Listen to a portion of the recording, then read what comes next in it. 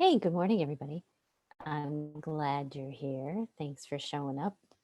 It's a beautiful Tuesday, and I'm looking forward to a pretty great day. So, I'm Rita Hickman. I'm a body mind expert and a shiatsu massage therapist, but I help women, especially women who are in positions of leadership. Let's say they own their own company, or CEOs, or chief financial officers, or women who are in positions where they have other people who depend upon them. There's a lot of unique um, challenges and problems that come when you're in those positions, especially if you're married to someone who is more narcissistic. Now, a lot of women, they don't realize that they're married to a narcissist until usually a few decades in, after they've had kids. When you first meet, maybe you came from a challenging family situation, maybe you had childhood abuse in the past, maybe there was a lot of movement around, and you didn't even realize that there was trauma in your past because it just seemed like normal life. Isn't this what everybody went through? Well, if you look around, you'll notice that we're living in a trauma-based society. Trauma is when something happens to us that we feel we have no control over, that happens unexpectedly, and we're not able to process through. So, guess what?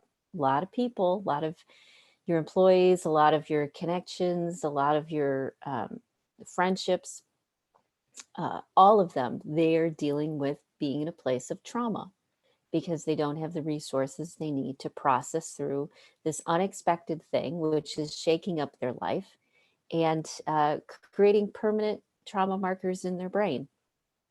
So, how do you deal with the narcissist, including the one that you live with, including the one that is extremely self-absorbed, has terrible relationship skills, and their coping skills are emotionally abusive?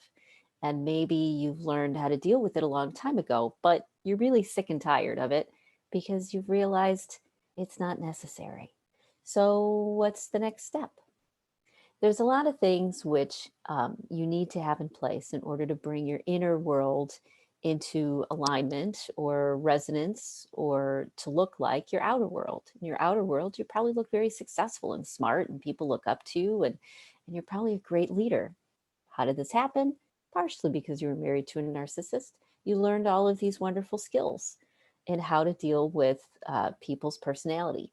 Many times narcissism is like overactive selfishness based on usually some biological thing, like ADD, ADHD, bipolar, something along those lines. And then you add the biology of trauma, all of these triggers. So you have someone who is trigger happy, who has very little emotional control because they've got this underlying physical issue, which makes it difficult for their amygdala, their emotional kind of primal processing center, to really get back on track. So what do you do? A couple things. One, you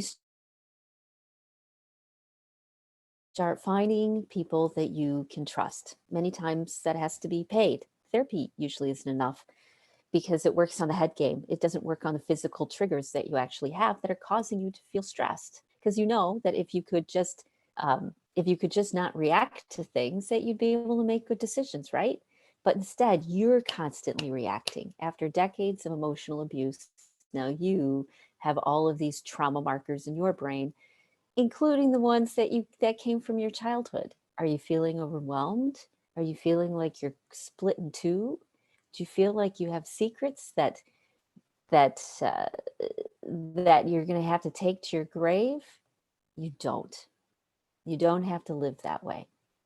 There's a lot of women who have been in your exact same position. In fact, many women in leadership are married to narcissists, partially because men's brains are designed to be more self-absorbed, and they aren't able to be as good of partners as, let's say, a healthy woman would be. Healthy men are great partners, but as we've seen, they haven't been able to, or haven't chosen to, get the help that they need to be a good partner. It just hasn't been a high enough priority for them. Whereas maybe it's been for you. How do you treat people better? How do you be fair? How do you control your emotions? And you've done all the work, and you realize that you've grown beyond your narcissist. Got to get support, good support.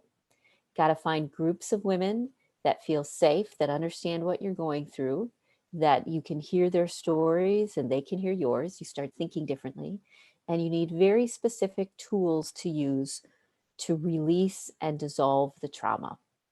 Because when those things happen to you that were unexpected, out of your control, you felt helpless, and you weren't able to process through because there was no support, because talking about something can be helpful, but on the body level, there's physical things that need to be done for you to let go.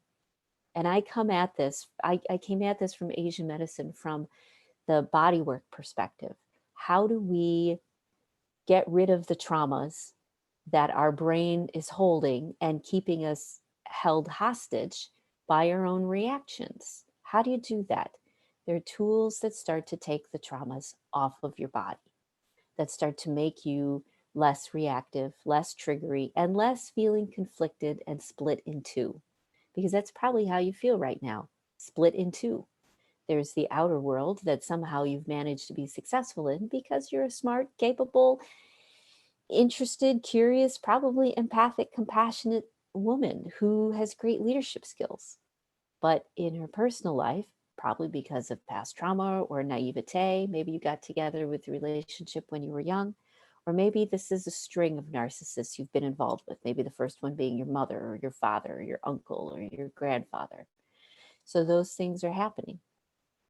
When you can start to get what your body actually needs to lift the trauma off of your nervous system, you don't feel so conflicted. You're able to stand up for yourself to the narcissist. You're able to make hard choices. You don't get hijacked by your own feelings and trapped in your own feelings of helplessness. There are ways to handle this. So, if you're looking for help, please reach out, because I do wonderful one-on-one coaching. We have a very safe and private women's recovery group with women who have also been in successful positions, psychologists and teachers and computer rocket rocket engineers, really crazy, smart, successful women who get hijacked by their personal life, who've gotten hijacked by people in their life, and they aren't able to be the women that they're meant to be because of this conflict. Reach out, come get help. You don't have to do it by yourself, and you can be safe, and you can make good decisions, and you can finally get on with your life without feeling so conflicted. Now's the time to start during the pandemic, because everything is up in the air. It's 60s, it's sixes and sevens, which means that everything is possible to make change. There's a whole big opening in how things work, and now's the time to capitalize on it. Okay. So if you're feeling pushed to your edge, reach out. You can email me directly, rhickman@inspiremassage.com. And if you do that, then you'll be able to start moving out of this toxic situation and really stepping into the person that you are in other parts of your life. Okay? So I hope you have a great rest of your day. I plan on it. And I look forward to seeing you tomorrow. Bye.